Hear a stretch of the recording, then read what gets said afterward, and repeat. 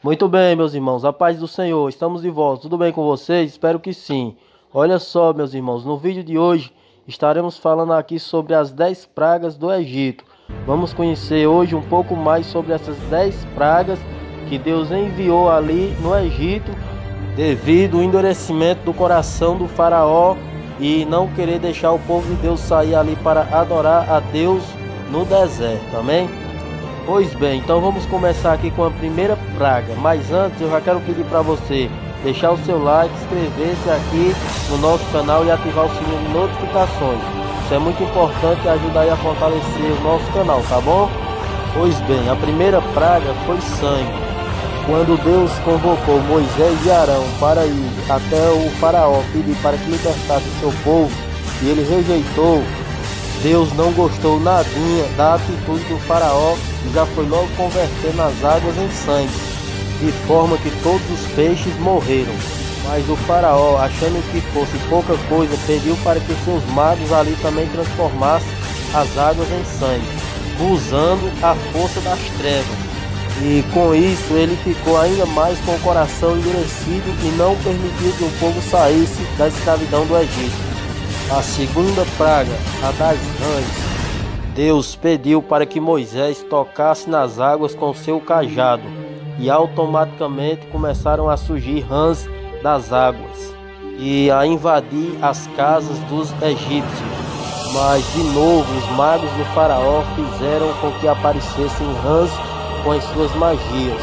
Para os egípcios, as rãs estavam associadas à deusa da fertilidade e elas apareciam quando o rio Nilo estava cheio.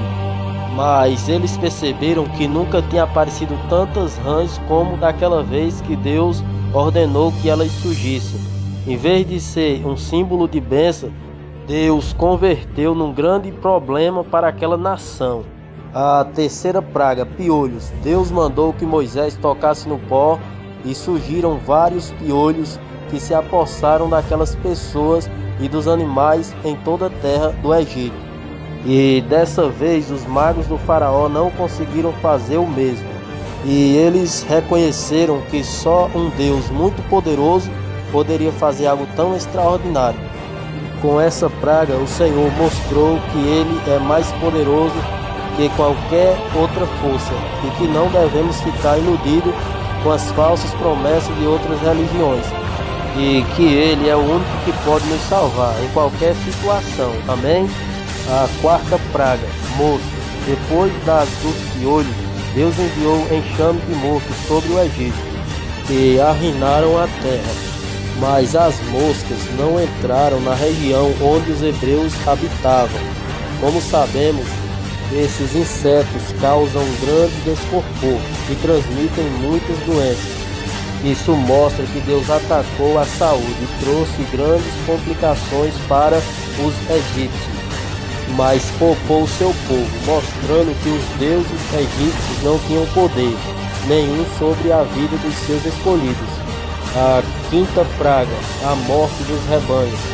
Deus enviou uma praga que matou os rebanhos de cavalos, jumentos, camelos, bois e ovelhas dos egípcios.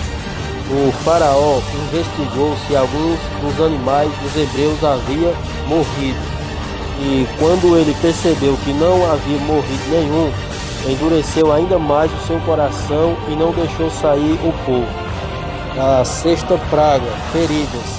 Deus mandou Moisés pegar um punhado de cinza e espalhá-los pelo ar. Quando Moisés fez isso, surgiram graves feridas, muita dor e sofrimento nos egípcios e nos animais. Até os magos de Faraó foram atingidos com essa praga. Eles clamaram para que os seus deuses da saúde os curassem, mas nenhum deles foi capaz de desfazer o que Deus havia feito. Com isso, o Senhor mostrou aos egípcios naquela época e nos mostra hoje que Ele tem poder sobre a saúde e a doença. A sétima praga, granizo.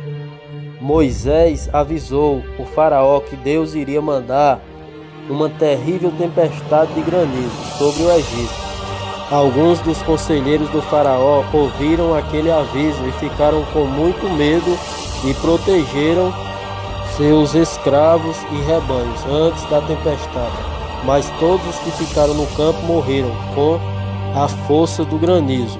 Junto com as plantas, com a tempestade de granizo, Deus humilhou os deuses egípcios da colheita e do clima, provando que a natureza obedece Ele. Para nós também, o Senhor mostra que todos aqueles que ouvem a sua palavra e fazem a sua vontade são poupados nos dias maus, já aqueles que o desprezam causam a sua própria destruição. Oitava praga, gafanhoto. Moisés avisou a Faraó que Deus iria mandar gafanhotos sobre o Egito, e os conselheiros do Faraó lhe imploraram para libertar os hebreus, para que a terra não fosse mais devastada. Mas o Faraó se irritou com Moisés e Arão e os expulsou da sua presença. Surgiram então tantos gafanhotos que o céu se escureceu. Toda a vegetação que restava foi destruída. Deus acabou com as fontes de alimento no Egito, para mostrar que os deuses que deveriam garantir o sustento daquele povo não tinham poder para isso. Da mesma forma, Ele nos mostra que Ele é responsável pelo nosso sustento e tem poder para dar e tirar. Quando entregamos a nossa vida ao Senhor Jesus, recebemos tudo o que precisamos para viver. A nona praga, trevas. Deus mandou Moisés estender as suas mãos para o céu, e trevas muito densas cobriram o Egito durante 3 dias. Ninguém podia ver nem fazer nada, apenas os hebreus tinham luz. Os egípcios celebravam a luz do amanhecer, como sendo um ato de vitória do Deus Sol, sobre a serpente do caos e das trevas. Quando aquelas trevas cobriram o Egito, isso mostrou claramente o quanto Deus é poderoso. E o Deus Ra, além disso, os faraós eram considerados descendentes de Ra, e por isso teriam poderes sobre todas as outras pessoas. Mas durante aqueles dias o faraó ficou fragilizado por causa da escuridão e nada pôde fazer. Deus mostrou que Ele tem poder e que tudo o que fazemos depende dele. Deus é soberano sobre toda a nossa vida. Ele é a luz daqueles que o amam. Os que rejeitam vivem nas trevas. Também a 10ª praga, a morte dos primogênitos. De noite Deus passou pelo Egito e matou o primeiro filho de todas as famílias egípcias e as primeiras crias de todos os rebanhos. Somente os hebreus que tinham colocado o sangue dos cordeiros oferecido a Deus nos batentes de suas portas não sofreram perdas. A 10ª praga foi um ataque a todo o Egito, e o seu futuro, o primeiro filho era o herdeiro principal e sinal de continuidade dos pais. Por isso, depois que o faraó perdeu seu filho, ele finalmente libertou os hebreus, que deixaram o Egito como a terra prometida.